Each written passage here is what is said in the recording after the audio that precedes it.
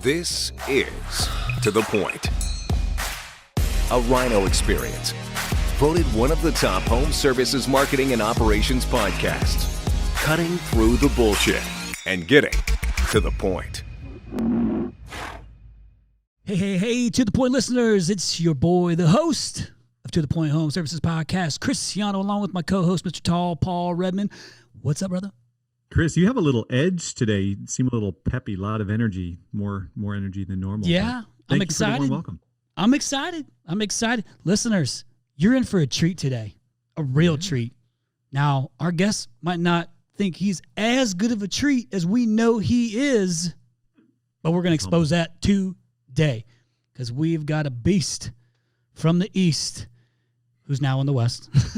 LeBron, is this LeBron James? I was thinking our guest has kind of the LeBron James story, right? To a degree, Chris? A little bit, yeah, a little bit. I'm really excited. Yeah, so that's why I'm super peppy. I'm at like a 15 out of 10. And just so you know, Paul, that's 5 more than 10. This is the second show in a row where you've demonstrated your superior math skills. Yeah, I'm really good at it. But this one's special to you because you go back with our guest. You've got a history, and I do too, but different.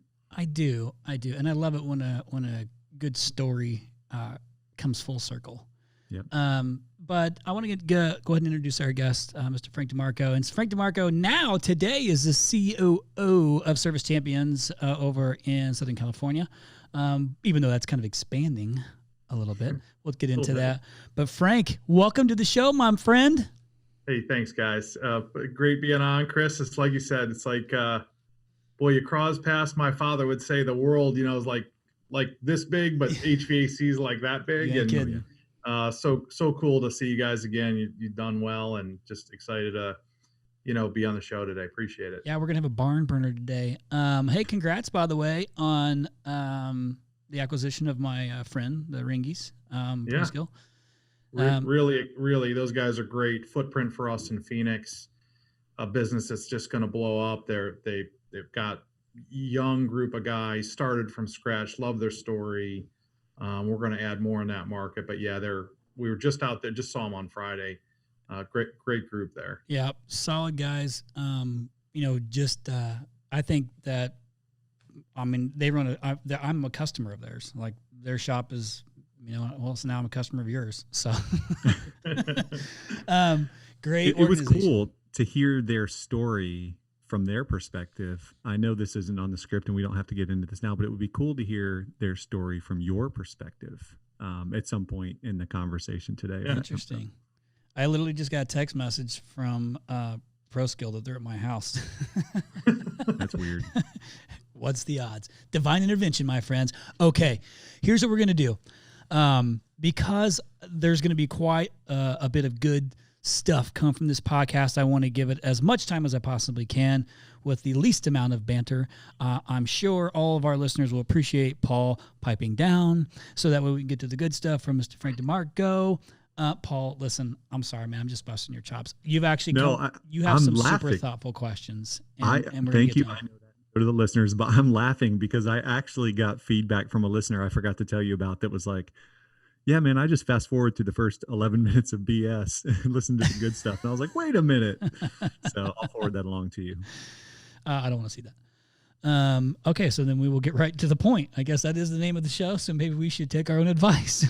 That was Matt Alba from Southern California. Thanks, Matt. I remember that. Okay, Matt Alba. Noted. All right, so Frank, if you would, for our listeners, you've had quite the background in the trades. If you would go ahead and just share kind of how you got into the trades, a little bit of your journey. So feel free to embellish that journey, like talk about the specifics of that journey, and let us know where you're at today and kind of like what's up with Frank. Frank, by the way, is going to go by the Frank after today. No COO. We're just going to call him the Frank. That's how it's going to be. Frank, go ahead and share with everybody. Just let everybody know who is Frank DiMarco. Yeah, thanks. Look, what's great is I've literally grown up in the industry. My mother's father, my grandfather, started in heating and air conditioning in suburban Cleveland, Ohio. my father worked in the steel mills and then went to work selling for my grandfather and knew he could be something else. Not that my grandfather didn't have a good business, but wanted more. And ultimately, my dad went off on his own, uh, earned his way to be a small partner in a business in same area, Cleveland, suburban Cleveland, Ohio. And in 1989, incorporated a business for himself under our name, DiMarco Mechanical, which indicated more commercial. I grew up in commercial and residential, but I have an older brother that's in the industry. We laugh, it's what shaped us today. The work ethic. We believe in, like my father said, be the first one and the last one to leave, in essence. Love it. And at the time, while your friends are all going out and doing their thing, like my mother used to have to lie to my dad about the last day of school so I could get like a breather, whether it was in high school or college, because he would already slate us for like a job, an install, or run service calls. But as young as like 7, I remember going with my dad in on Saturdays to his office and what, our shop where, they did commercial work. So there was a plasma machine and we would have to measure. We thought it was so cool. My brother and I would get like the tape measures and measure out, back east, there's all the metal ductwork. So we'd measure out like the elbows and stack them and sweep up the office and then tie them up. And, you just didn't know at the time, anything but you were a kid. And I think we were working probably as early as my dad didn't force us to, but I got into the industry. My brother is exceptionally better than me when it comes to mechanically actually doing the work. I like dealing with the people, but we've grown up in it. I've done everything from, work in the warehouse to drive. Then when I was in high school, I did installations. When I got into college, we were installing, and then we'd run on-call service calls if we had to after we were done installing. And that we didn't know anything different. And my father believed you had to deliver to customers, one, at a premium price. And, this theme will carry through my entire career. And you had to define yourself as a very profitable business, treat your business fairly. But you could earn a really, really good living in what is not necessarily designed or defined rather as a sexy business.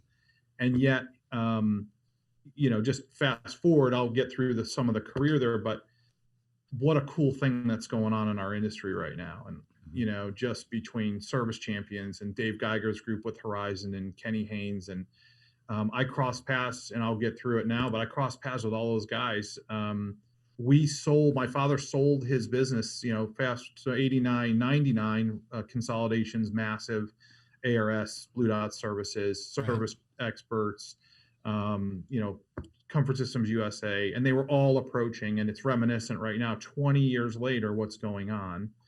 But we sold the business. Ultimately, what went under the Service Experts flag, but it was really under Lennox because Lennox was purchasing Service Experts at the time, and we had sold Lennox for a number of years. And a couple years into, not even the first year in, many people probably listening to this, if they were around, know the story. A lot of owners became less enamored with the outcomes of stock and cash. And I'm probably trying to pick the right words there, but hey, I don't blame them.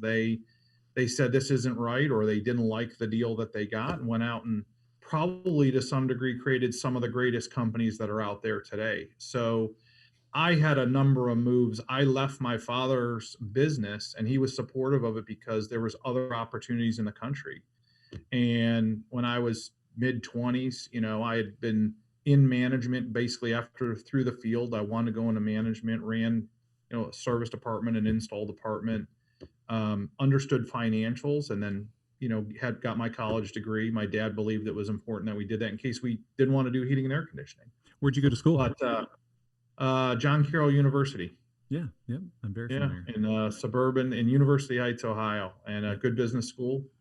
And so look, I Lennox calls and says, hey, if anybody's looking to be a GM or has experience, my father didn't want to move. He grew up in Cleveland, didn't want to move. He said, but look, if some of these opportunities could be great. Well, I took a job in, ironically, Paul, Denver, Colorado, for a company called Jebco. Yep. That was basically a commercial company out in the West, and they gave me a shot at 26 to run $10 million. And it was it was a really challenging time, not for me, but for the business. Commercial was looked at differently, and Yep. they had bought a mix of commercial and residential businesses, but great experience, great teams, really got to meet a lot of cool people. But, and look, there's been many iterations, and I think Service Experts still to this day is a very good company. They've just had challenges, it seems like, with what their path is. And then they figured out, hey, we want to go to residential. Well, when you're running a commercial company, you kind of see the writing on the wall. No, nothing happened, but the skip to kind of how I got out of Denver was I had never put out a resume. I worked for my father, and then I took this job in Denver, and I put out a resume onto the internet, and like 2 days later, I get a response. And I'll try to shorten this part of the story up, No, but no, the person lay who it out. answers it is a guy who is my father's former partner in a company from Bedford Heights, Ohio, named Alan Mintz. Alan Mintz says, I know Frank DiMarco, or a Frank DiMarco. I'm like, I don't know, this kid's like 26. I don't know if you know him. I'm like, well, look, if it's his son. So the conversation came up from Blue Dot Services. And so I go fly down to Florida. I interview with a guy named Mark Mickelson, who was probably the brightest man I've ever met on the planet. He was a Harvard Law grad. His father was a governor of South Dakota, and he had thought of the concept for Blue Dot under Northwestern Energy, the flag. And he basically brought me on and said, hey, I want you to help me work on some really challenged businesses.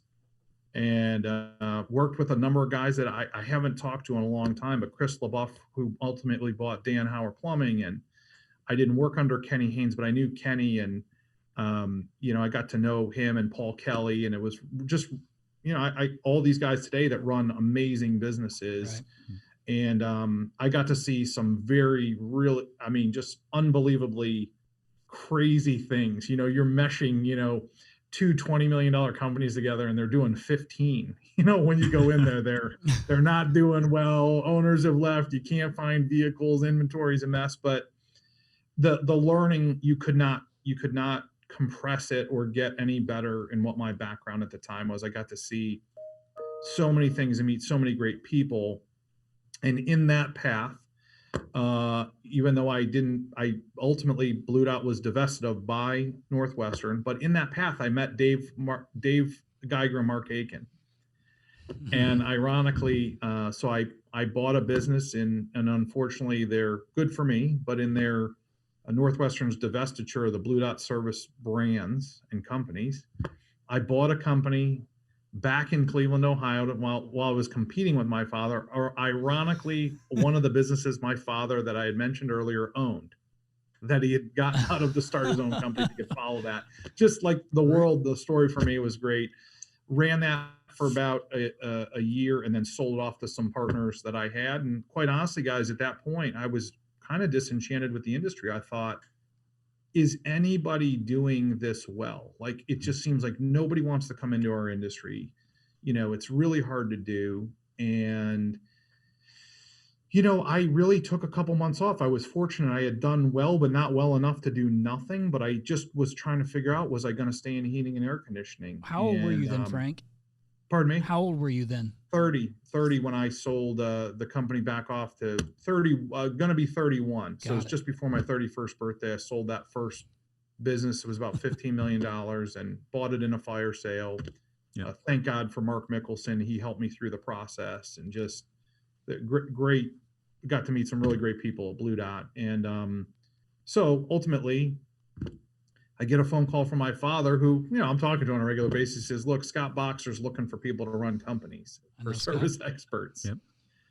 And I'm like, Dan, I don't know if I want to stay in this. Like, he's like, look, I just told him you might be interested. And I ultimately caught up with Scott. They flew me in for an interview, and I was part of what they had called a GM fast track class. So you had to go in order to be a GM for them. Although for me, I've learned today, nothing's remedial in our industry. You can learn every day.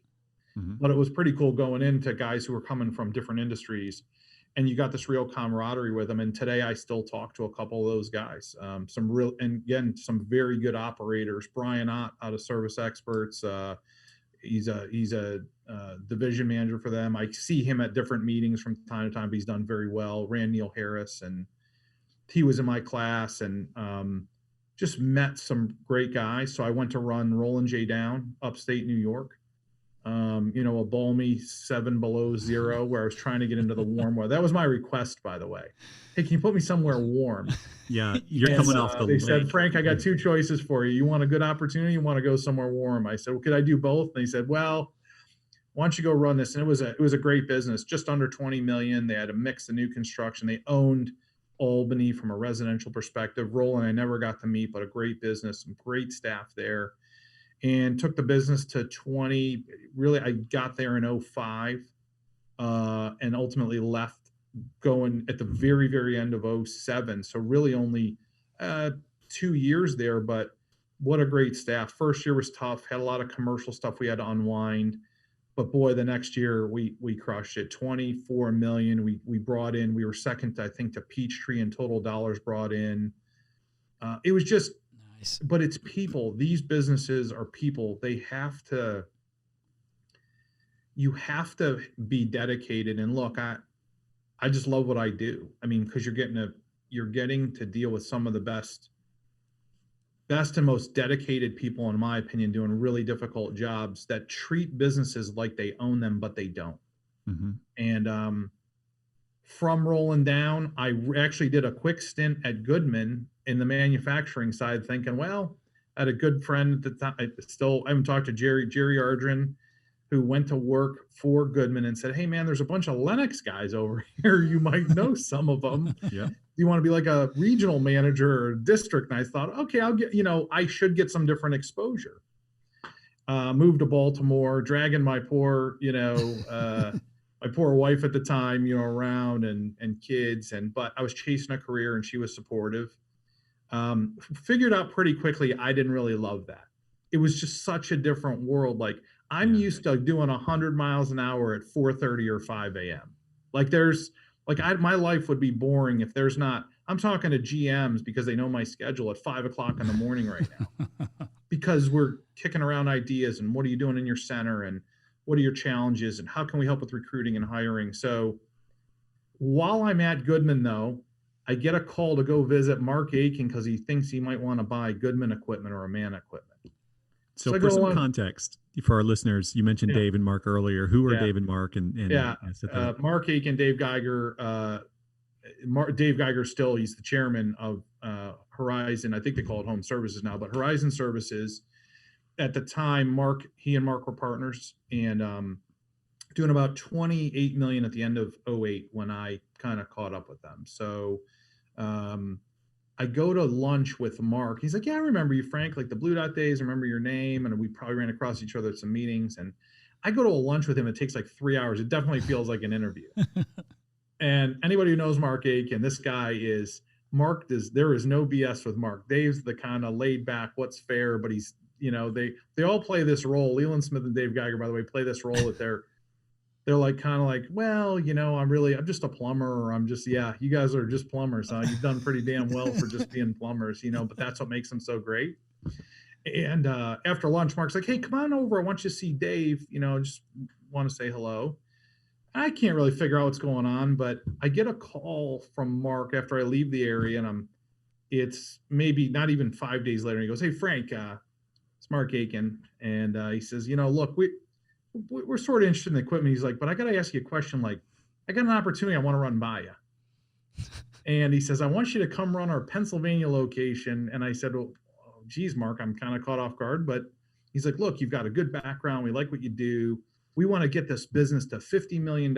And I said, well, how much are you doing in Philadelphia? He goes, well, we're only doing like 2 million. We bought a company. Actually, we're not even doing 2 million. We run like 4 GMs through here. And I said, Mark, I have zero interest in running 2 million. Like I've run 25, and he says, okay. He says, but what if I could give you a bigger role and you could be involved with what we're doing in Delaware? And I said, great, I'm interested. I'm moving yet again I've gone from Baltimore, got to move back to Cleveland. Now I'm going to go home and tell my wife, hey, I got a great opportunity with Mark Aiken and Dave Geiger at Horizon Services. But certainly the most pivotal decision in my career. Joined, December 15th, 2008, took a VP of operations and sales role, and what a business they had built. I mean, they bought it back. They bought it back from Blue Dot. And that story is, to me, in the industry, still one of the greatest stories ever. I mean, the run went from 28 million. I did not complete 2014, but I think they ended up over 100 million just at the end of 14. I mean, you're talking about 5 years, and they didn't buy one company. It was all organic. I mean, people just knew the orange trucks running up and down, the 95, the 202, the connects Delaware and Pennsylvania. We had started to build out New Jersey. They were going into Maryland, and to their credit, these guys were they were so progressive as to what they wanted to do. They were marketing machines, knew how to make money. But ironically, for me, I wanted something bigger. We hired a guy who's now the CEO, one very smart guy, not from the industry, Charlie Haynes. Charlie's been really good. He's had a different perspective, came from Home Depot. Still a good contact for me to have today. Just great people. But Mark and Dave were polar opposite personalities, but it's what drove the business. Sure. And we were in Pennsylvania. I think that number, when I joined, he said, Frank, I want to do 25 million in Pennsylvania in 5 years. We did 55 million in 5. I mean, just insane growth. And to their credit, that business was not very profitable to start because we were dumping a lot in marketing. And by year 3, we had started to overtake the profits that I recall in Delaware. So you had these 2 locations. And they said, well, look, we're adjacent to New Jersey. Let's go there. We can do this again. And the key was we kept taking what we call the DNA, somebody out of those businesses who wanted an opportunity to open up something else. And they knew the Horizon way. They knew what the expectations were.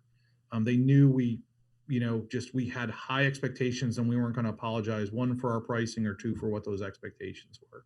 But you better deliver to the customer all day, every day. And so certainly the biggest stop on my resume, and I credit Dave to this day. I mean, he's a mentor to me. He's a friend. He also is a friend of Leland Smith. And I got to sit at some dinners, and I got to sit with those guys, and it was just great because, as I made my way west, Dave was nice enough after I left them. I didn't really know what I wanted to do, but I wanted to be an owner. And Dave didn't commit to anything when I left. I was not going to compete with them, but I think they were very happy with, what I had done and helped build the business. But there was a lot of great people. Charlie Haynes coming on was huge for the business. But I wanted to be an owner, and they just didn't have a situation where at that time where they could do that for me. And I ended up looking at a couple of different options, and I ended up moving back out to Denver, Colorado. The Rockies, they call you. Yeah. I was still trying to get to the warm weather. I didn't have that one figured out yet, but had a good company that did a lot of big box work that the thought was they wanted to sell the company. And then Dave came back in my life and said, hey, if you need help and you want to buy that, I'm willing to help you. This is a man that doesn't owe me he doesn't owe me anything, but says, I'll help you. And ultimately, good run there. Met some fantastic people. Still I'm in contact with John Mizuraka. And I mean, really just, he's a better friend than I. He's certainly a better friend to me. Always stays in contact. What are you doing? Yeah. What's going on? He really was helped grow that business, good with relationships. And we took that business from roughly 12 million to 22 million in about 14 months. That's where we met. Growth.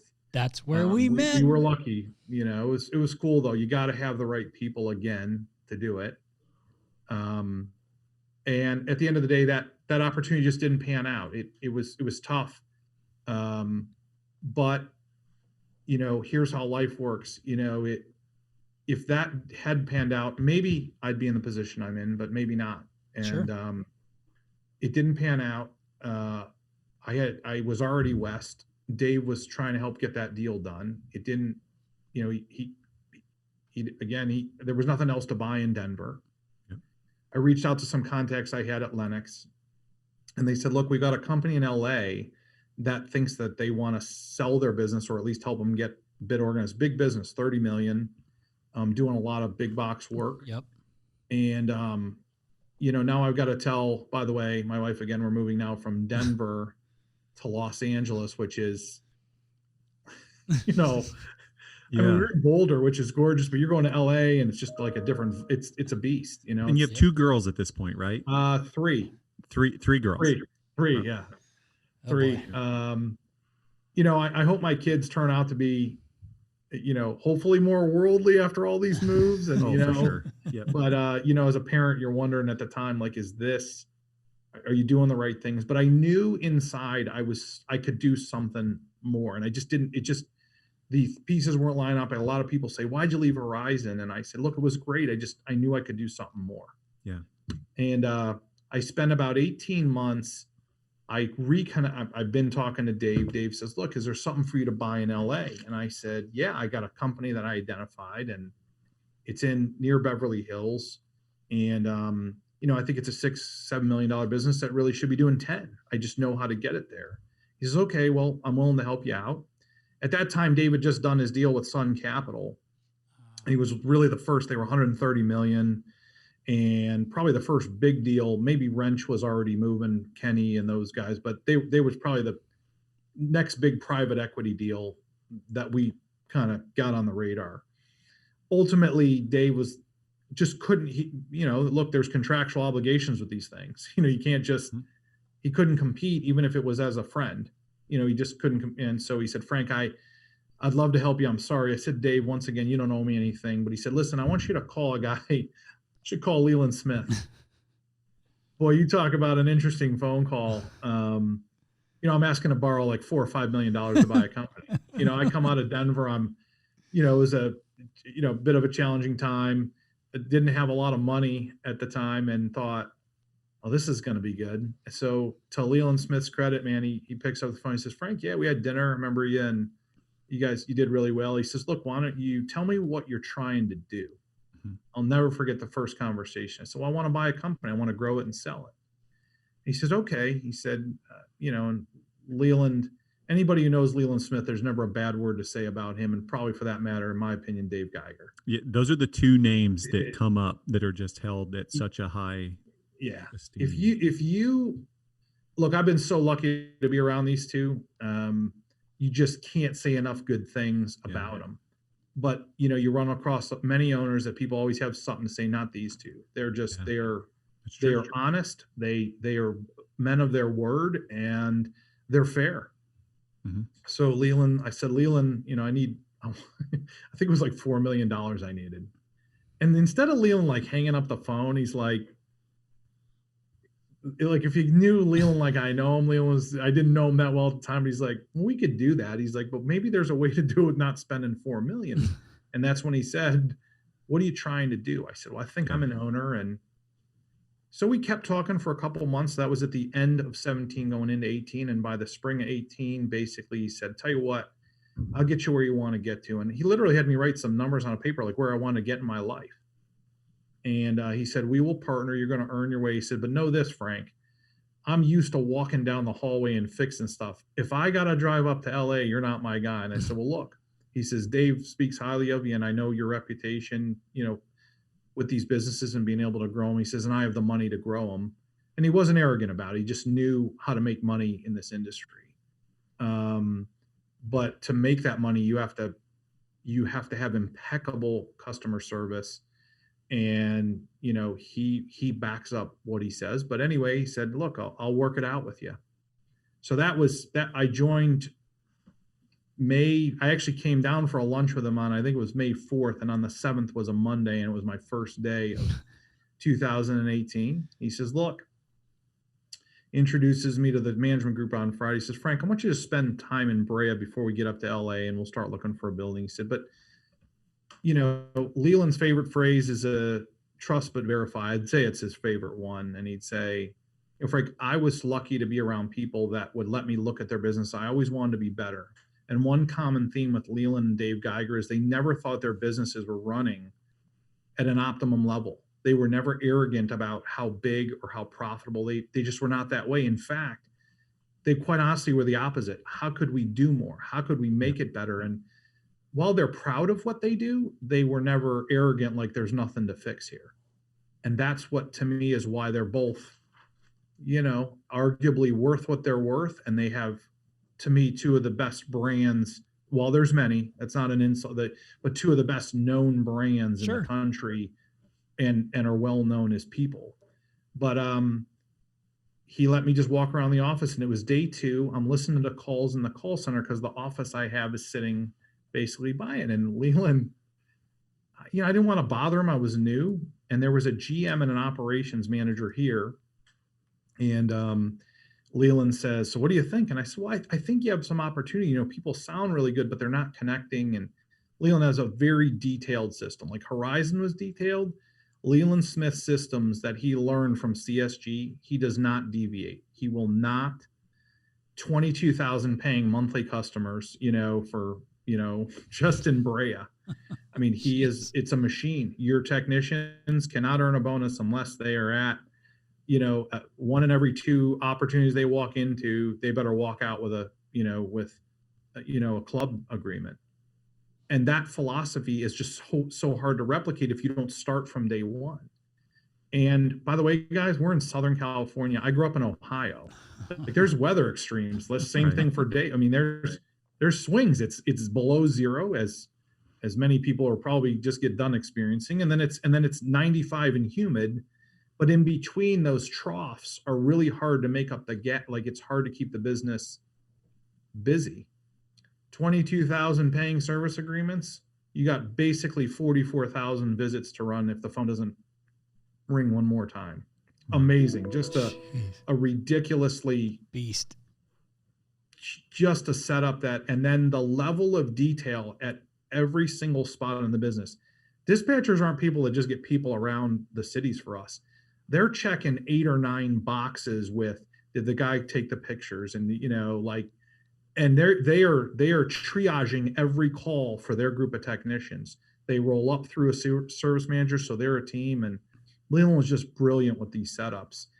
And to his credit, what he would say is, we had better operate and perform at a very high level, and we're gonna, very openly, we're gonna compensate at a very high level. And he said, Leland uses also a phrase, and he says, "I don't want to get fired for not paying well. You can fire me for not liking accountability. You can fire me for, us challenging with our core values, but you shouldn't fire me for pay." And we're also very, we better be doing the right things for the customers. So I'm walking through the business. Sorry, I got off topic there, but I'm walking through the business. I listen to the call center. I tell them there's opportunity. Leland uses a couple expletives and says, "So you mean so what you're telling me is it's effed up?" And I said, "Well, no, I didn't say that.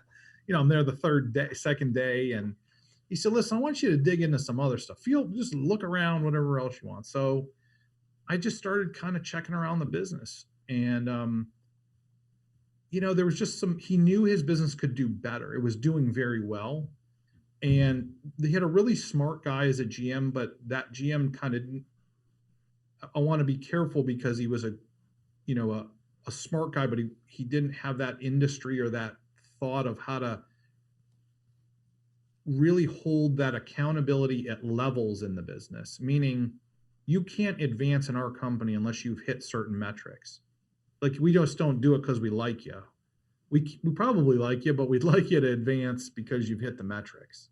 And ultimately, Leland came to me by mid-year. So you got to imagine, I joined in early May, and by September, he says, "Listen, I know we had a deal about us opening in LA, and I still want to do that, and I'm good if you want to do that, but I want you to run Brea. I think you can get us to the next level with the team we have."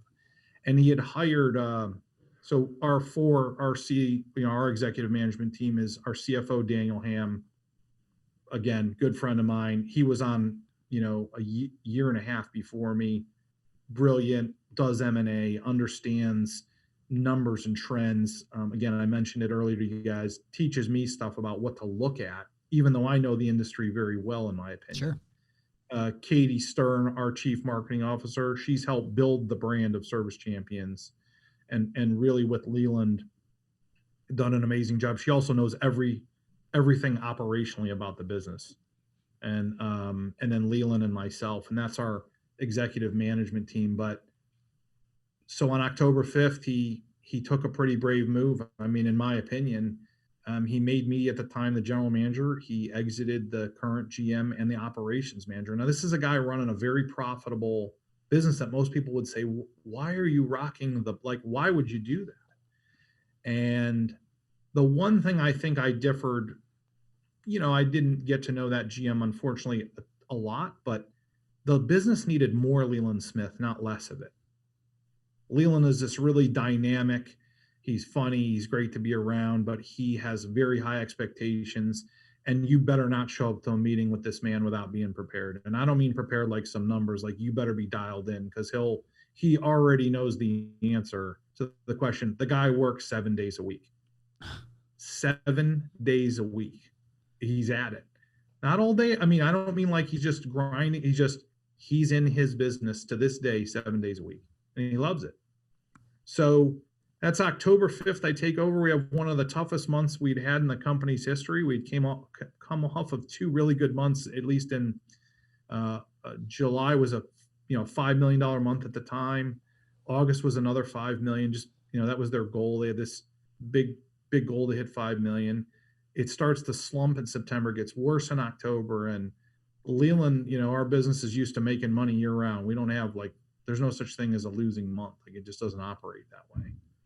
And he said, Frank, I take over on October the 5th. He says, I don't ever want to have a month like this again. Now, it wasn't directed at me. I had just taken over, but you don't want to disappoint this guy. And we turned around, changed some pay plans, changed some things. And man, we just hit this thing just dead on the screws. Grew it in November, December, January, February. We were up 30% in each one of those months. Started to really reconnect with the technicians, really got the camaraderie between technicians and salespeople so that they weren't just in silos. They had to work together, and again, people and relationships.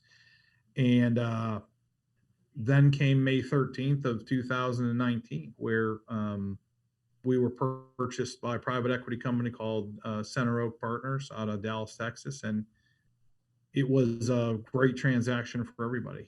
It really was. They had a goal. They wanted to add businesses. We were the platform. Good for Leland Smith and his family. I mean, can't get into the numbers, but certainly a very, very good transaction for him. But for Leland, it just wasn't. It's never enough. And I don't mean that in this, he's not ever happy. He just knows that people can do more, and, just get out of your head and quit your limiting beliefs and all that, those phrases. And so we took the business. There was another business actually purchased before us up in Santa Rosa, which is under our fold today, called More Home Services. So there was just us and More Home Services. So I think we were about, I want to guess at roughly 45 million, plus Santa Rosa was about 20 million. So 65 million in May. And we really didn't do any acquisitions. Then COVID hit. And then we invested in Bell Brothers, a great company up in Sacramento. Yeah. And that was it. We didn't really do anything until mid-year because people were trying to figure out what was going to happen. What everybody found out was the great businesses excelled. And so 20 months later, and on December 31st, 2020, we closed the deal at, what we were told is certainly at just about 265 million, with what we were told is the most significant bottom line in the industry. And transactions now with Odyssey Investment Partners, just a absolutely kick-ass private equity firm based in New York. They have an office in LA. They had been studying the industry, and they just have, the CEO has been doing it, this for 30 years. And, it was a probably what was normally a 4 or 5 month due diligence process, we crammed into 60 days. Daniel Ham, I don't think slept, our CFO. I mean, literally, it was like, it looked like one of those movies where you just come in and people were like taking turns, like with their shift. And, Daniel, poor guy, was like, he's got triplets, at home. We're on the phones, because everybody's working hard to get this done, but we just couldn't be happier. Odyssey gets it. They want us to run the business. They love our model, our training program. We think we have a better mousetrap. Not that we're the only the only way to do it, but we're training all of our employees. We're taking people off the street and running them through a training program and building our own staff. Leland started that 13 years earlier. Said, Frank, I just can't hire within the industry. It's just too painful. Not that there aren't great people in the industry, but to teach people what we do, our tune-up, our interpersonal connection with, the customer when you get to the door, and pressed white shirts and navy blue pants. And look, a lot of the great companies have that model. We're not the only ones. But when you bring somebody in who doesn't know the industry, the only thing they know then is what you teach them. And then create a pay plan that really alters their trajectory of their life. We like that recipe. And, so it was a great 20-month run, really exciting. Odyssey is, we're not even quite 60 days in, just love dealing with them. They are highly intelligent, a lot of industry, or a lot of, acquisition experience in a multitude of industries. Just great partners to be with. They believe in, what do you need to get to that next level? And what's really going to be fun is watching and seeing, Dave Geiger and his group, and Charlie Haynes and Kenny Haynes, and now, the Turn Point group, and Apex. And look, it's pretty cool to see what's going on. I wonder where it's going to end up. I've seen more in just a few years. Like we said this, my father still says today, back in the consolidation late 90s, you've seen more changes in the last 5 than I probably did in the first 30. And that statement couldn't be more true today. You have these very well run, not just us, these other groups. And we know that, everybody's got their own kind of nuance to it. But boy, it's really going to be interesting to see where this goes, because we believe we can get to $1 billion, one, through acquisition and organic growth. But I'm sure these other guys think that you can. And when you look at how much market share we really only have today, with as big as all of us are, we're still probably less than 10% in any of our markets. And I include Dave and us and the guys that I know, or where the companies are from Wrench. And you think the sky's the limit, but you have to, I can't say it enough in this conversation, gotta have great people. So, boy, I went long-winded on the history there, guys. So, it was great to go through it, but it's fun to walk through. I've just been, been really blessed and lucky, and just worked hard, and have a lot of people to be thankful that I got to run across. But I think I emphasized most of them here on this call. Yeah, you did. And so actually, I thought that was fantastic, because you covered quite a bit of ground during that. You did. It was great. Which is exactly what we wanted. And Paul, I know you want to say something. Before I get into that, I just want to say there's some of that I did know, some of it I didn't know. So it was kind of cool for me to hear your path too. Ironically, Paul, also being from Ohio, went to Colorado as well on his journey. I don't remember when that came into play, Paul, but remember you leaving and going to Colorado in with Corey. I mean, like, well, we don't have a whole lot, but I think we're going to make this move to Colorado or something. Yeah, I mean, we literally had nothing, had to borrow money to get out there. Yeah, it was crazy. So that was kind of off the topic, but what's neat about this is, and then this will segue into my question, but Paul, I know you have some things you want to say. No, it's okay. I think it's important to understand, or for the listeners to understand, my path crossed with Frank in Denver. And I was able to see what Frank was about, because I got to come and spend time with you, and you gave a shout out to John Mizarakis, so shout out to Miz. We got to get him on here, by the way. Yeah, I know. He'll be texting me as soon as he hears it. He's going to hang up and text us right away to be like, "I'm ready to book." But we had, I got to see how Frank rolls, and his level of aggressiveness, and really how genuine he is. Like, this isn't him. This isn't lip service. And like he's talking about Dave, and he's talking about Leland, how super genuine he is. But he was super sharp. And I'm pretty sure it was me, you, and Miz in a meeting. And I'm just kind of like, I get brought in to create basically a how do we blow up add-on replacement and service for this company, and this is the guy that's going to run the ship. But we hit it off, and we were super like-minded, super competitive, and man, we had a great run up there together. And so obviously, if it wasn't great, we probably wouldn't be friends, but it was, fortunately, so it worked out well. But I was able to see kind of what Frank is about and his level of aggressiveness, but also understand how, and you say it without saying it, how actual intelligent Frank is, how much he really understands the business. Now, what's key in this is he had some great leadership, as he's telling you. Not even really with just your father. Like, that's kind of where it started, is with with the family business. But then you went to, you got the whole Blue Dot group of guys, like Kenny and Dave, and like that group is comes up in almost every story at some point in time. Like, they're all over the place. But I think when I try to conceptualize, whenever, like, I'm literally trying to visualize you walking down the halls at Service Champions saying, like, okay, I'm going to go focus on this today. I'm going to go focus on that today. You've got to know what you want to focus on. So I'm like, when I think, like, well, how does he know? Like, why is Leland okay with just saying, all right, Frank, man, go check out this and tell me what you think? Like, and I'm like, well, where the hell does Frank's mind go? Like, is he thinking, I'm going to listen to the CSRs, I'm going to go into dispatching, I'm going to go in, whatever, like, what's he doing? But you learned from some of the best in the industry. And did you find from them some specific things that you're like, I learned this from these guys, and this is something you knew you were going to implement when you bought a company or before you went with Leland or whatever, and now that you've been with Leland, is there like a few characteristics that you can share with our listeners that you, without question, are things that, like, this is something I took away from them that I implement today that you can do at any size company?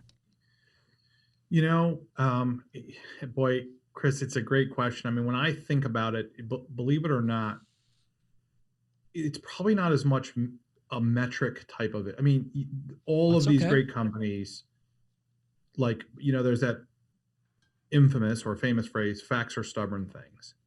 And what I learned from all of them was, which the foundation came from my dad, but was, like, again, I said it numerous times. First, it's a people business. And what we have found as the businesses scale is that, unfortunately, and in some cases, the business will pass people by. And what I have learned, what I would say is, the great business owners, and there's many, many of them today, and we've named a lot of them, and many more out there, they realized that they had to make tough decisions. Not to say that they had to just go fire people, but had to have difficult conversations with people that had been with them, that had helped get them from scratch to 8 or 10 million. Yep.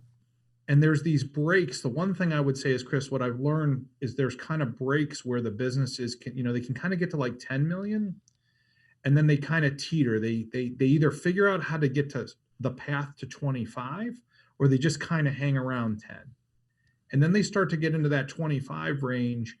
And now you have to start eyeing how to be 50 million, and you have to invest, and you have to have the right people, and you have to have a mindset that is world-class customer service, deliver what you say you're going to deliver, but you've got to have great people. And I would say, this is a common theme. One, and I said this earlier, this is really a collective. I can't say any one person. We are unapologetic for being a premium priced brand in the market, and having high expectations. And notice I said premium priced. I didn't say expensive, because you have to deliver to the customer the bar is so low in most of the industry, And that's not to say people don't have good companies, but they Right. just, they were people from the industry that tried to start a company, and good for them. They tried to do something. But to me, the theme is you have to have great people. You have to be fair. You have to give them a path, but mostly don't be afraid to challenge yourself and your staff on a daily basis. And um, the companies that I don't see grow, or where I go in there, is I say, well, this is a really good guy. He's been with us for 25 years, but he doesn't really get us where we need to get to. Those are the ones, those to me are the difference makers in the businesses. I think, hopefully I'm answering your question, but to me, I could rattle through, just like all the great operators can, what the metrics you want to look at and margins you want to achieve. But really it gets down to, are you making the difficult decisions in your business, even when the business appears to be performing pretty well, but they had the foresight to know that they have to do something different if they want to get to the next level. And those are the things I've learned to pick out. And then when you get the experience, certainly seeing it from Horizon, but I did get to see it rolling down, and I did get to see it, certainly Mark and Dave wrote a textbook on how to grow a business without purchasing, but some other guys did too. I mean, look, Ken with Cool Ray, and certainly Parker and Sons with Paul Kelly. I mean, just, they also surrounded themselves with smarter minds, and again, were humble. And I think the lessons for me are: be humble, think you can learn every day, challenge the business, challenge your staff. Those are more of the things I go into the business with. Yeah, I can sit down at pretty much any position. Doesn't mean I can do it as well as our staff does, but I can pick out what's wrong with an install coordination department, a dispatch department,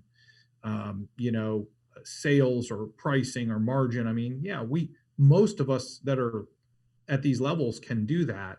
What are you going to do? And are you out ahead of it all the time? Are you thinking 3, 6, 9, and 12 months ahead? Those are the big lessons. And by the way, guys, you have to treat your business very well and have the cash to grow the business.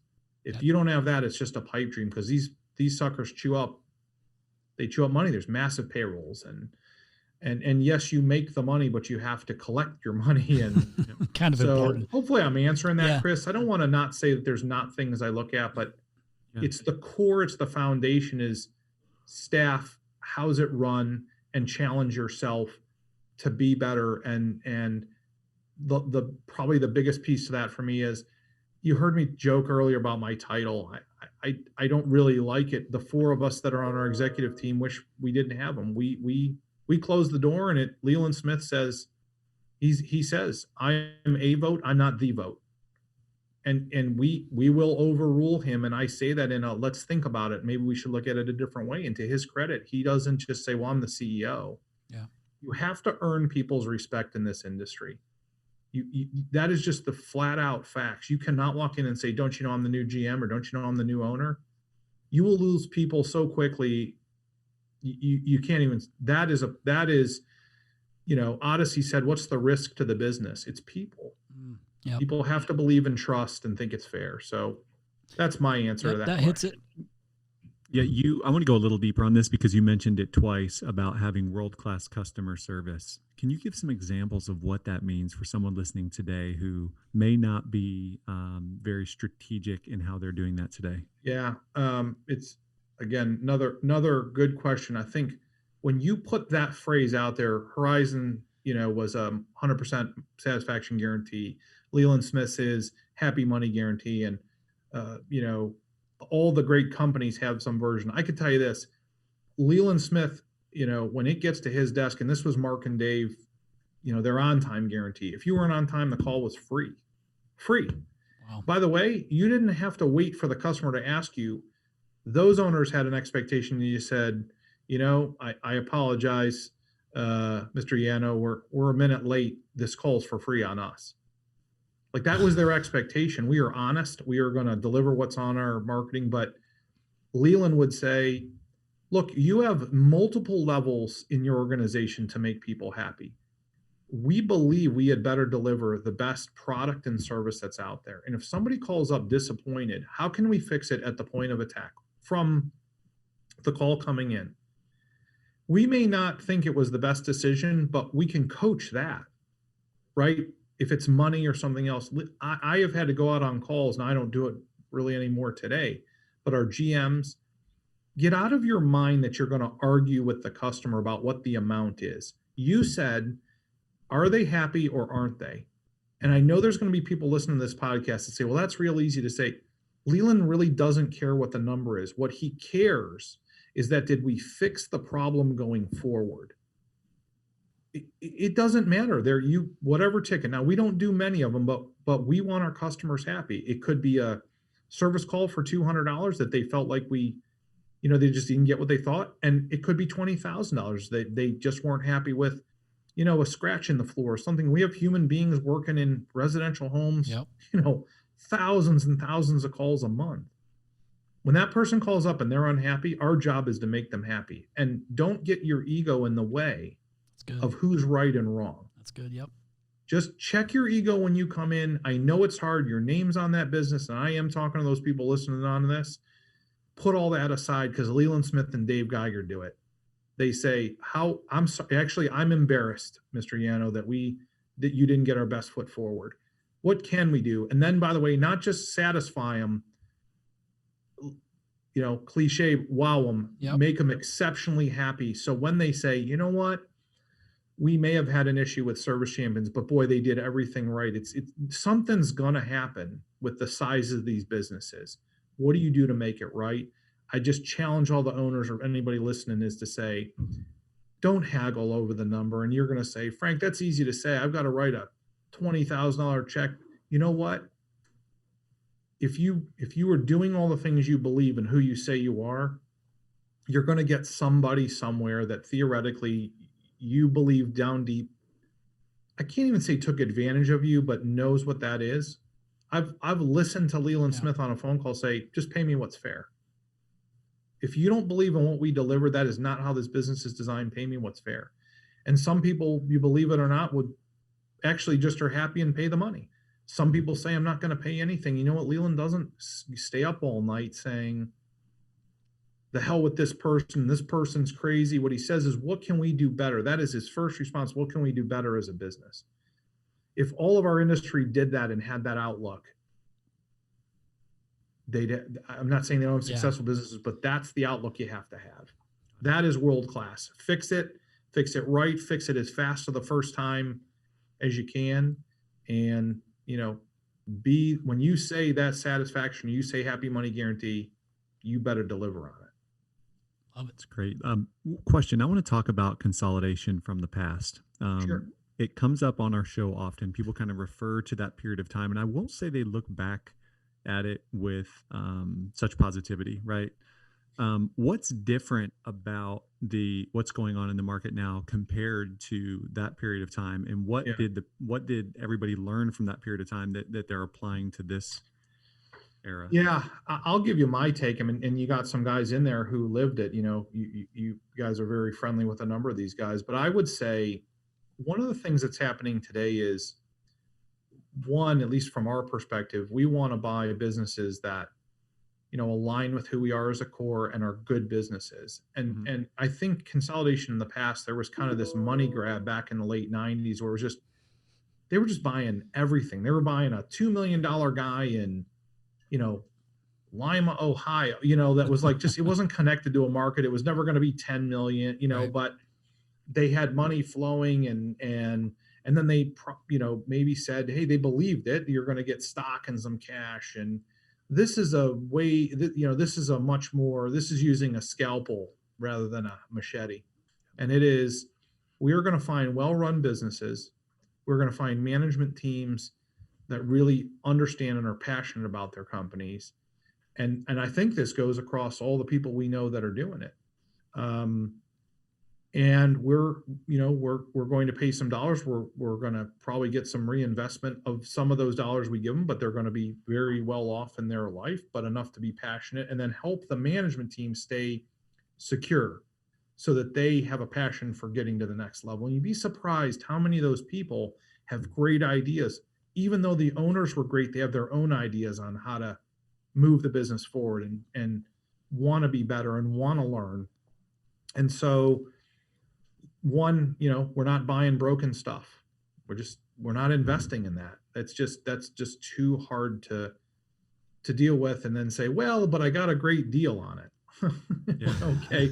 How much time did you spend fixing it? How great. Let me ask a question about that. That's a really good point about not buying broken stuff. Now, you mentioned that both Dave and Leland always viewed their business as it could get better. So I Yeah. imagine the majority of people listening to this are like, oh my gosh, if you walked in my shop and if you only knew right about these things, what are some of those things you see? What are some of those things that, listeners or potential sellers should be thinking about in their business? And how do they get rid of the insecurity around that? Well, first off, look, Leland and Dave, and again, I keep mentioning the group, but specifically, I deal with Leland, and he has such a unique outlook like Dave on the business. Leland thinks his business is broken every day. Like he's like, this is a guy with one of the most successful businesses out there, but he has people that surround him that also think, how can we be better? Mm-hmm. I think people should drop their insecurity, because you don't know what you don't know. If you haven't associated with a business or don't know any different, it's not your fault. You haven't seen it or thought of a better way to do it. To me, the big winners are have a paying maintenance or club base that you can deliver great customer service to. So they have to have those agreements, because that's helps when you have those calls to go run. It takes the peaks and troughs out of the business, or it flattens them at least, or takes the sharp peaks and valleys out. Yep. That's one. Two is, assess and make sure that you are making at least a double-digit profit. To us, that is a bare minimum double. Like, that's not to say you're running your business poorly. It's just to say, I would challenge you on where your pricing is and how your labor is, and do you have a better type of program for labor and incentives to help drive the business? Does it all align? Leland has this philosophy, among many I've already mentioned, of, hey, we invite people in all the time. We're glad to share what we have. But if you walk in this business and you walk into, just our location this year's, 85 million. If you walk in here and you're a $5 million business, your eyes will roll back in your head from all the detail. What we say is, look, take one or two things back with you. We're glad to keep helping you. Take one or two things that you think are key and implement those, and get your staff to buy into them. And if they don't, then that's that conversation we had earlier about, are you sure you have the right person? Mm-hmm. But a club base for sure. Look at your margins and where your pricing really needs to be to earn that double-digit profit. Don't be afraid of charging the customer, and I want to be careful with this. I'm going to use that word again, a premium. If you don't deliver a premium and you're charging that way, in my opinion, you are ripping people off, because you were just selling something that doesn't have support to it. Yeah.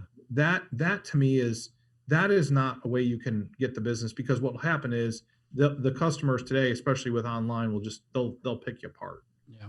Because they can, and they're right. We have an obligation to deliver a premium service and product, and we are constantly pushing the envelope on what more we can offer. At the end of the day, yes, we are a for-profit business. Yep.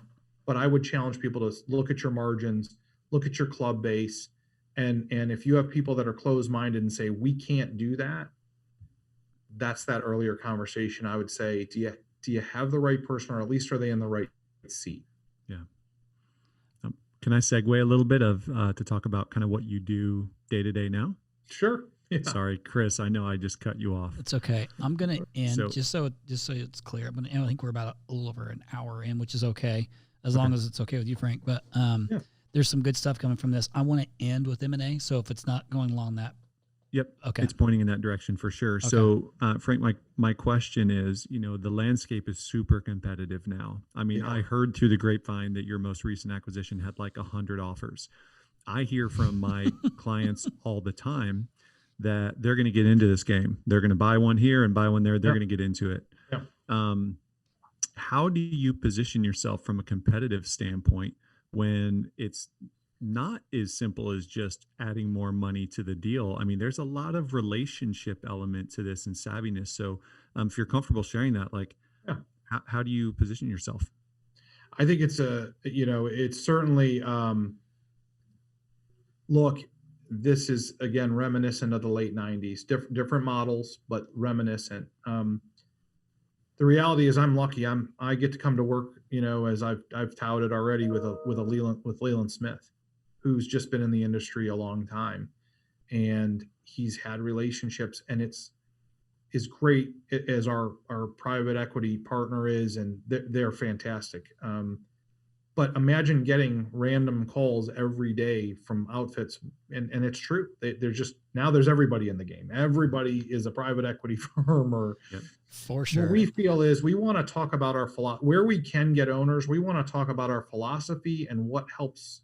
Where do they see their business going, and do they want to align with what we're doing?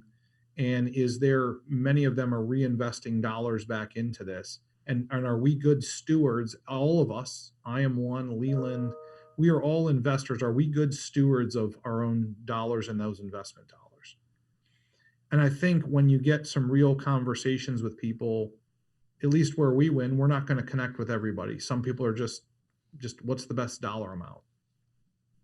Don't get me wrong, you need to be competitive. You can't be half the price. Sure. What I would say is, for us, last year was a very good year. We have high expectations on this year, but last year drove a lot of businesses kind of to some peaks.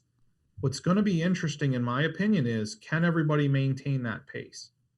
We feel quite strongly we can, but the reality is we had some big, what we comp year over year numbers. This is really going to sort out. And boy, if that number goes the other way for some of these companies, that conversation, and not in for us, is going to be a bad one. It's just going to be, hey, let's be realistic as to what's happening here. Mhm. But look, we want to tell our story and tell them where we're going. We know we're the largest in California. We think we're the largest specifically in the West. We'll be nearly 400 million by mid-year. Really, really solid businesses, and some we want to get market leaders where we can, and then build off of that. Mhm. But back to that question, we just want to tell our story. We're not going to be a fit for everybody. Right. But the relationship with Leland, and look, fortunately for me, I've got to know some people, mostly more back east than here.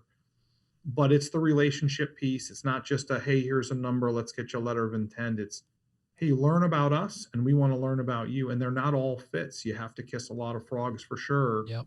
to do this. And we know that there's going to be people that are going to purchase just whatever to purchase it. Unfortunately, there will be some of those deals, not being pessimistic, that won't pan out for a number of those owners, because they didn't know what they didn't know, and somebody showed up and offered them, Yeah. something. So landscape, incredibly competitive. We like our chances on growth and acquisition. Again, you have to have a partner like we have with Odyssey that is looking at as this is a marathon for them. We want to, consistently, methodically add great businesses as investments, really under us, and let them keep operating, but then apply that same foundational piece if they don't already have it, which they all really do, that we look at. And then how do we build or fill in the gaps kind of from our playbook to theirs? We don't want to revamp the company. We don't want to tear it down. We don't want to destroy. We just know. And most of those people, that resonates with them in the diligence process. Yep. Right. Because it would flush out if they didn't agree. Right. So it's the relationship piece. You're absolutely right. Listen, we've won some deals, at least from what has been explained to us, investment wise, on paying less, but our formula is a little bit different long term. Yep. For a reinvestment component. And I'm sure we've lost a few because maybe, but what our goal is to never really lose any that we really, really want. Sure. That, and can I say we've actually lost any deals? I wouldn't say we've lost any. I would say we were either late to a game, or late to the party. And, but we're a high batting average, high batting average when we get to letter of intent, because we've had enough dialogue to know we align. But, for people thinking about it, look, when somebody reaches out, just make sure that they are a legitimate, well-backed organization, and that they have the means to support what you want to do with your business. Yep. But you asked a question earlier, Paul, I just want to go back to, which is, hey, there's a lot of great businesses out there, some with tons of potential that they just don't know how to unlock it. If you're interested, boy, reach out to somebody. I mean, we reach out to us, like, let's go through it and tell you, if it's not today, what you could work on. We're glad to share advice.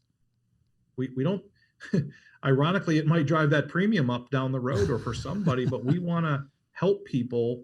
That is who Leland Smith, I'm going to use Dave. He's not on this, but I mean, they want to just genuinely help people. And don't be embarrassed about your business, or if it's not making the kind of money you think it should, or the margins aren't where, or I'm talking about things that you think I'll never get there. Hey, call us. We want to help you. Yeah. That's who we are. Yeah. I want to piggyback on this real quick too, because, and Frank, you and I talked about this. I think remember if it was like the first or second phone call we were on, in preparation for this, but I was telling you how so much private equity has come to me over the years. And usually it was like the same key firms that would come to me and say, hey, we're looking to acquire this company and wherever. And this is the budget I'm going to put in place for it. What do you think you can do? Because as like from our time in Denver, I track everything, every dollar that comes in and every lead that comes in, booking rate, close rate. I mean, revenue attached to it for our customers, so that way we don't ever have to guess on where we stand. Yeah. But that's why private equity would come to us, is that we could connect the dots and at least get pretty damn close to understanding what revenue would be in any location. So, but there was these set groups that would come to me, and Kenny being one of them. And Ken, Haynes has bought like 6 of my customers, which is kind of a pain in the ass, because then I lose them as a customer.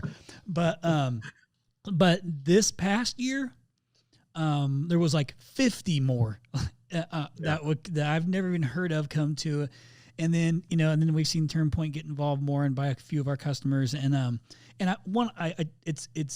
I feel grateful that they believe that our company's reputation is that of they can trust us to but what they but think about it this way too, because we're HVAC specific. I mean, I'm sorry, home services specific, but mostly HVAC, plumbing, electrical. Last year was a monster year for all of our contractors, and guess who's a great incubator? You know what I mean? Like, and I'm well aware of that. So private equity last year was crazy, but here's what I really took away from that, and also from like the Ringies, since they're my friends. The relationship matters, in some in some instances more than the money, because they had some compelling offers, but the relationship matters. What could they learn moving forward from you guys that matters? And I'm talking like in general now too, but it's got to be the right fit culturally. I'm going to use that word culturally, because that's what I believe in. Is you want it to I think some people are like, well, I want to get paid, but I also want to take care of my business. Like it's okay to create you shouldn't be ashamed of these things. But if you can create a partnership through M&A and take care of your customers and your key leadership at the same time, like, why Absolutely. not? Why not? Because then what happens is, and if you're to connect with like you guys have Odyssey backing you, but if you get to connect with, say, you and the Lelands, now think about what that person gets to go through. They get to go through what you just explained, the first half of this, of all this knowledge you've gotten from some of these key players, some of the best. And now, like, Frank, you're right up there, man. Like, you've got all this. And that's what you listening have the opportunity to do if you want. You don't have to understand it all. Like, I learned so much about M&A this past year that I didn't know, or that didn't think that I wanted to know.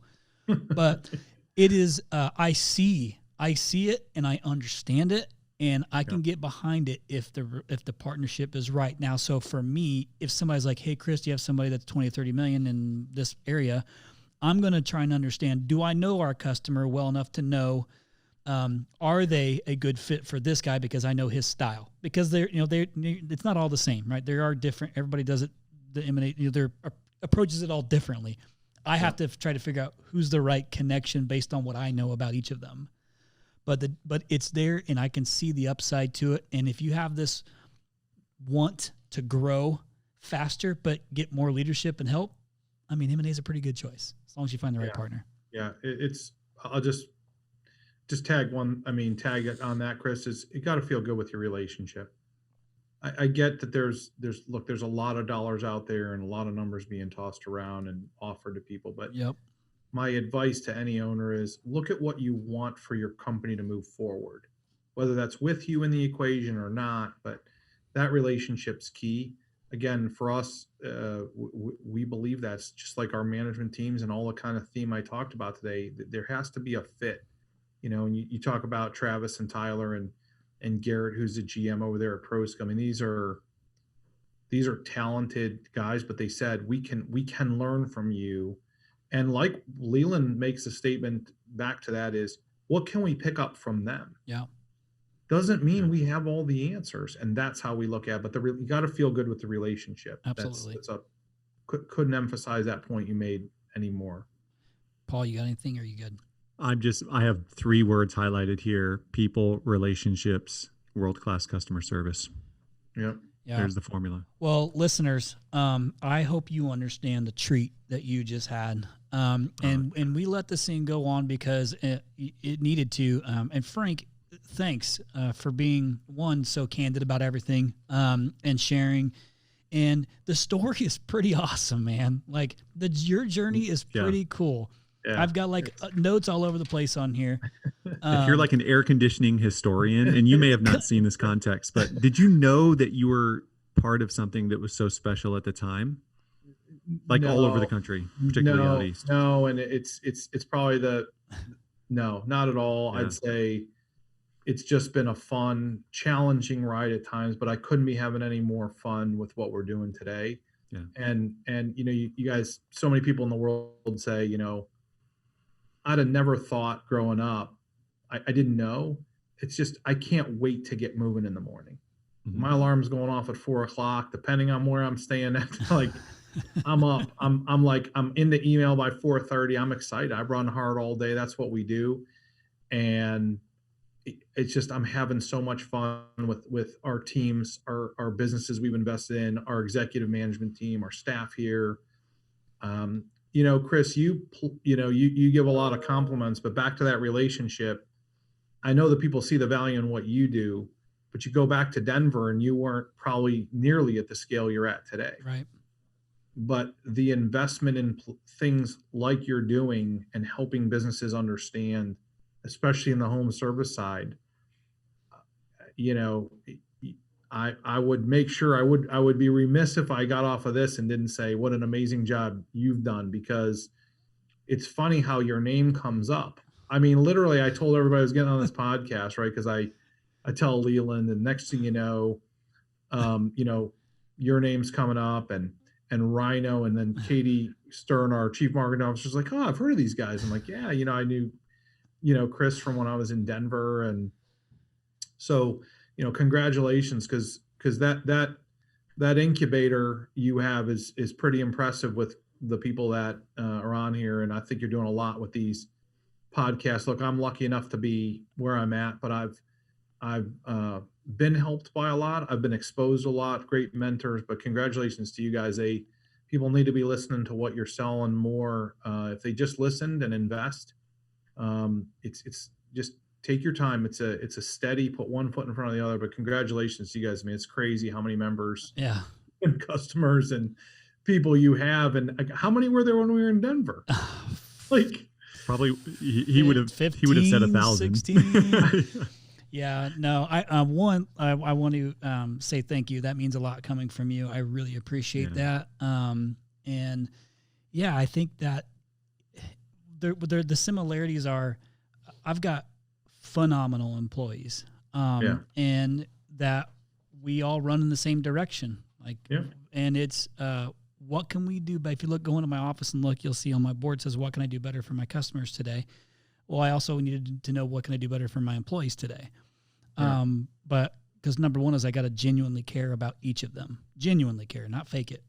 And to me, I'm passionate about it. I love to carry the weight on my shoulders of saying I've been doing internet marketing only for HVAC, plumbing, and electrical for 13 straight years. Yeah.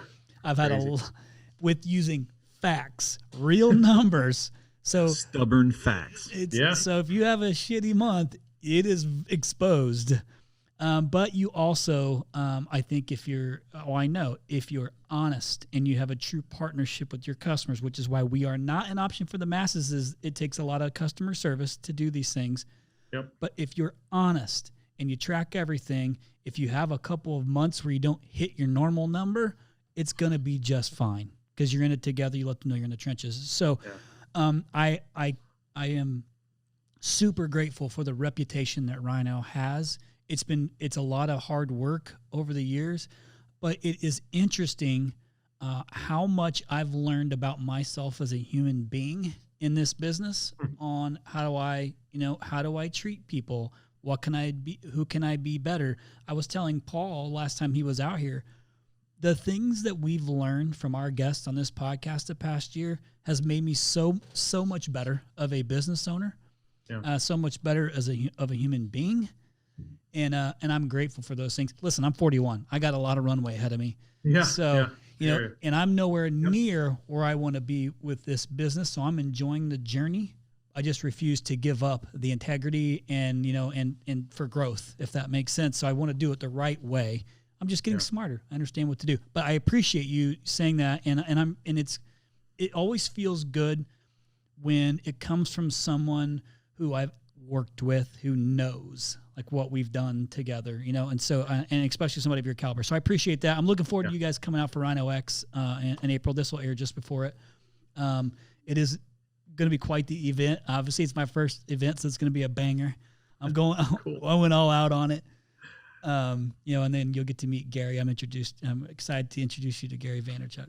Yeah. I can't wait to be there. Thanks for the invite, guys. Thanks so much, for your time. It was fun to actually do this and kind of talk through it. And, you guys have something really great going on. Chris, I know we just so happy we connected. Paul, great to see you're doing amazing as well. And happy for you both. Thank you. Appreciate that very much. I'm going to go ahead and end with this, listeners, too, as we have been lately. It's just like to share one of our reviews of the podcast, and certainly we love getting them from you. It is exactly what lets us know what you think about what we're doing. And for some reason, if you listen to this podcast and it's terrible, then just forget that you listened to it. As simple as that. But let me go ahead and read this review from Anastasia Oswald, who is in Florida. We've had quite a few from Florida lately, Paul. You notice that? I do. So great for marketers and business owners of all kinds. 5 stars. It says, I come from a marketing background and have been working in home services industry for a couple of years now. I am so genuinely impressed with every episode of this podcast. I learn something new every single time. But even more importantly, I walk away feeling inspired and driven to create. These guys are the real deal. Well, guess what, Anastasia? If you don't walk away from this one feeling inspired, then I don't know what's wrong. I know she is. She's going to be solid. So, hey, listeners, we appreciate you so much. Frank, again, my friend, cannot wait to see you and give you a big COVID hug. So you have to get ready for that. Paul, appreciate the thoughtful questions. And any closing words for our listeners, Frank? I'd say just, get up every day, do what's best, do what's right, put one foot in front of the other. There's as business owners or people running businesses, and especially in this industry, boy, just stick with what's, is true to you. And it's hard. It's hard. I'll leave you with one last Lelandism. Let's do it.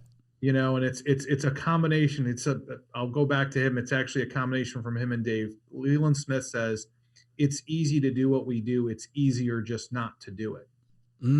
And Dave's version of that, ironically, 2 people that knew each other, Dave's version is, Frank, it's simple. It's just not easy to do. And this industry is hard, but if you do the right things, the benefits will be there. And, it is people. Take care of your people and your customers, but your people as much as your customers. Do those things. Over time, you will win. It's just the facts. Love it. So good. We say here, no 0 days. No 0 days, baby. No 0 days. Hey, until next time, we appreciate y'all listening. We'll see you. Thanks, guys. Take care. Thank you.